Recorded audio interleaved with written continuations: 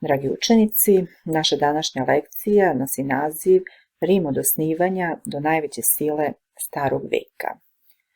Šta kaže legenda o osnivanju grada Rima?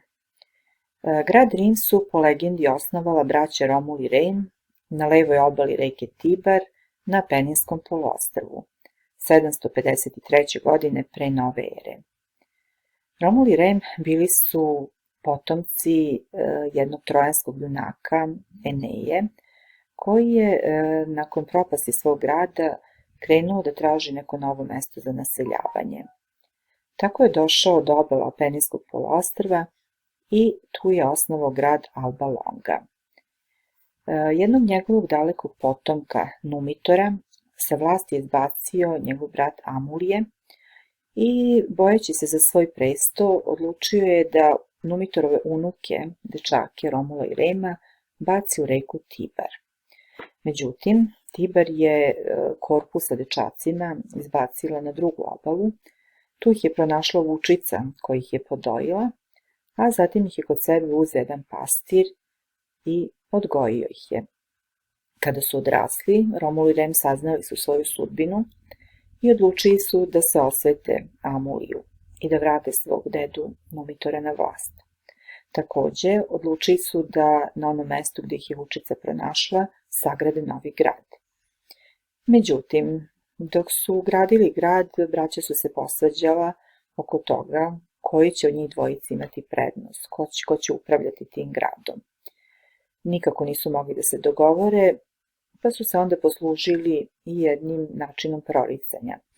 Naime, posmatrali su let ptica i međutim i to nije pomoglo. Naime, jedan od njih dvojice prvi je ugledao jato ptica, dok je drugi ugledao veće jato ptica, tako da dogovora nije bilo. Sukob je na kraju postao otvoren i Romul je ubio Rema i na kraju sam dovršio gradnju Rima. Po njemu je grad Rim i dobio naziv Rim, odnosno Roma. Dakle, da ponovim još jedan put, po legendi Rim su osnovala braća Romul i Rem 753. godine pre nove ere. Ako se sećate, rekli smo da su Rimljani upravo tu godinu uzeli kao početnu godinu za računanje vremena. A šta kažu istoričari? Istoričari smatraju da je grad Rim zapravo nastao od seoskih naselja koje su se nalazila na 7 brežuljaka, na kojima se Rim danas nalazi. Između tih brežuljaka nalazila su se močvarna područja koje su stanovnici sela tokom vremena isušili, zatim svoje naselja opasali zidinama i tako je nastao grad. Sad, ko je sve živeo na Apeninskom poluostrvu u vreme kada je nastao grad Rim? Kao što možete vidjeti na karti, u središnjem delu Apeninskog poluostrva živeli su Latini, jedno od italskih plemena. Severno od njih živeli su Etruci, još severnije Gali ili Kelti, a na jugu Apeninskog poluostrva živeli su Grci, odnosno tu su se nalazile grčke kolonije.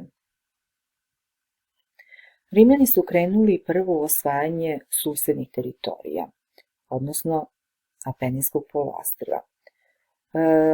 Tom prilikom služili su se jednom poznatom devizom koja glasi zavadi pa vladaj, odnosno divide et impera na latinskom. Šta to zapravo znači? Oni su jednostavno nastojali da zavade plemena na Apeninskom poluostrvu kako bi onda jedno po jedno lakše osvojili. Najviše problema imali su oko osvajanja južnih delova Apeninskog poluostrva gde su se nalazile grčke kolonije. Naročito su velike borbe vođene oko osvajanja grada Tarenta. Grci iz južne Italije, odnosno sa juga Apeninskog poluostrva, pozvali su u pomoć jednog grčkog vladara iz Epira, koji se zvao Pir. Pir je odneo 2 pobede nad Rimljanima, međutim, izjavio je posle toga da ako još jednom pobedi, potpuno će propasti, potpuno će ostati bez vojske. Tako je nastao jedan izraz koji mi i danas koristimo, a koji glasi Pirova pobeda. Šta to u stvari znači? Pirova pobeda je zapravo pobeda uz velike gubitke, kada zapravo nismo ni sigurni da li je ta pobeda uopšte vredna. Sledeći veliki neprijatelj Rimljanima bila je Kartagina. Kartagina je bila jedna feničanska kolonija koja se nalazila u Severnoj Africi na teritoriji današnjeg Tunisa. Jedna trgovačka kolonija koja je, kao što vidite na karti, imala velike posede. Sve ovo ljubičastom bojom označeno na karti bili su kartaginski posedi. Dakle, i u Severnoj Africi, na Pirinejskom poluostrvu, Siciliji, Sardiniji, Korzici. Rimljani i Kartaginjani vodili su između sebe 3 rata. To su ratovi koje nazivamo punski ratovi. Od 264. do 146. godine pre nove ere. Zašto se oni nazivaju punski ratovi? Pa zato što su Rimljani Kartaginjane nazivali punima. U prvom punskom ratu borbe su vođene oko Sicilije i u tom ratu Rimljani su odneli pobedu. Najznačajniji je zapravo bio drugi punski rat u kojem je kartaginsku vojsku predvodio čuveni vojskovođa Hanibal. Hanibal je odlučio da iznenadi Rimljane, odnosno da ih ne napadne morskim putem preko Sicilije, već da krene preko Pirinejskog poluostrva i planina Pirineji, pa gore da dođe do severa Italije, odnosno da pređe Alpe i da tako uđe na Apeninsko poluostrvo. U svojoj vojsci Hanibal imao i veliki broj slonova, bojnih slonova, za koje je mislio da će biti i njegova velika prednost kada dođe na Apeninsko poluostrvo. Međutim, Hanibal imao velike poteškoće, naročito prilikom prelaska Alpa, snežnih Alpa, gde je stradao i veliki broj vojnika, kao i bojnih slonova. Međutim, Hanibal je uspeo da pređe Alpe i kao što vidite dođe do skoro samog juga Apeninskog poluostrva, nanoseći Rimljanima poraze. Tu ih je, kao što vidite, pobedio 216. godine pre nove ere u bici kod Kane. Pošto se Hanibal opasno približio gradu Rimu, Rimljani su bili veoma uplašeni i vikali su Hanibal je pred vratima, odnosno Hannibal ante portas. To je još jedan izraz koji mi i dan danas koristimo kada hoćemo da kažemo da je neka velika opasnost veoma blizu. Međutim, zatim je došlo do preokreta. Naime, Rimljani su rat preneli u Severnu Afriku, poslali su tamo vojsku na čelu sa jednim sposobnim vojskovođom Scipionom, koji će dobiti nadimak Afrikanac, i Hannibal je jednostavno bio prinuđen da se vrati u Severnu Afriku kako bi tamo spasao svoj grad. Tu je došlo do jedne odlučujuće bitke kod Zame, 202. godine pre nove ere, u kojoj su Rimljani odneli pobedu. Dakle, u drugom punskom ratu Rimljani su pobedili. U trećem punskom ratu Kartagina je potpuno uništena, praktično sravnjena sa zemljom. Tako da su nakon punskih ratova Rimljani postali gospodari celog zapadnog Sredozemlja. Možete kasnije pročitati ove istorijske izvore koje sam postavila. Jedan govori o Hannibalu i pre nego što je uopšte i krenuo u borbu protiv Rimljana, a drugi tekst govori zapravo o bici kod Kane, koja je vođena na Apeninskom poluostrvu. Ovo su ostaci grada Kartagine, koji se nalaze, kao što sam rekla, na teritoriji današnje države Tunis, odnosno nalaze se i blizu glavnog grada koji se takođe naziva Tunis. Na slici sam ja prilikom obilaska ruševina Kartagine. Evo još nekoliko slika koje prikazuju Hanibalov pohod preko planina Alpa. Još jednom da ponovimo, dakle punski ratovi su vođeni od 3. do 2. veka pre nove ere, ili tačnije od 264. do 146. godine pre nove ere. U prvom punskom ratu, Rimljani osvajaju Siciliju. U drugom punskom ratu, koji je najznačajniji, kartaginski vojskovođa Hanibal je pobedio Rimljane, pobedio Rimljane u više bitaka, ali konačna pobeda je bila pobeda rimske vojske i u trećem punskom ratu Rimljani su potpuno uništili Kartaginu.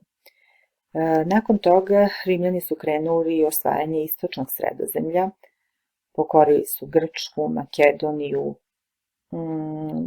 delove Balkanskog poluostrva, na kojem su živeli Starosedeoci, Iliri, Kelti i Tračani. Jedno takođe važno osvajanje rimsko jeste osvajanje Galije u 1. veku pre nove ere. Za to osvajanje zaslužan je veliki rimski vojskovođa Gaj Julije Cezar. Rimljani su sa Galima i mnogo pre toga došli u sukob i to je jedna isto lepa legenda o tome kako su zapravo guske spasile Rim. Odnosno, kada su Gali napali Rim, noću junonine guske su svojim gakanjem probudile Rimljane i oni su tako spasili svoj grad. Evo slika, dakle, Gaj Julije Cezar sredinom 1. veka pre nove ere osvojio je Galiju, koja se zapravo većim delom prostirala na teritoriji današnje Francuske. I sad vidjeli smo da su Rimljani bili veliki osvajači. Da bi oni to sve mogli postići, odnosno osvojiti, svakako su morali imati dobru vojsku. Dakle, njihova vojska je bila veoma dobro organizovana, bili su dobro naoružani i ono što je isto jako važno, u njihovoj vojsci vladala je velika disciplina, koju su Rimljani postizali i uz veoma stroge kazne za one koji nisu bili poslušni. Na slici vidimo jednu vojnu formaciju rimsku, odnosno legiju, koja je bila osnovna jedinica rimske vojske. Jedna legija je brojala uglavnom oko 6000 vojnika. Na ovoj slici vidimo takozvanu kornjaču, odnosno jednu formaciju rimske vojske gde su se oni zapravo štitovima sa svih strana štitili i na taj način otežavali neprijatelju da im nanese udar, odnosno da ih porazi. Takođe, prilikom opsade gradova koristili su razne opsadne sprave.